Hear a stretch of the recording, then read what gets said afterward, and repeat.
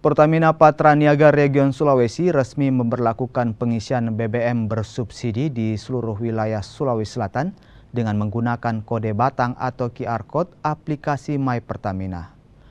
Penggunaan QR Code ini untuk sementara berlaku untuk jenis BBM bersubsidi solar. Kendaraan roda 4 yang terdaftar di My Pertamina memiliki kuota 60 liter BBM bersubsidi setiap hari. 80 liter untuk kendaraan roda 4 barang dan 200 liter roda 6 ke atas setiap hari.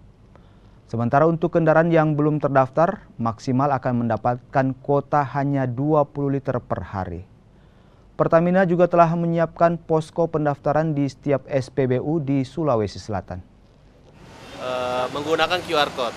Jadi setiap pembelian biosolar di SPBU wajib menggunakan QR Code dan terdaftar.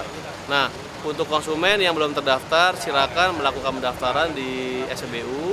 Kita punya posko-posko pelayanan, silakan daftar. Bagi konsumen yang belum terdaftar, Pertamina kasih kelonggaran untuk dapat isi. Isinya maksimal 20 liter per hari. Tapi kalau sudah terdaftar dan punya QR, masing-masing kendaraan ada kuotanya.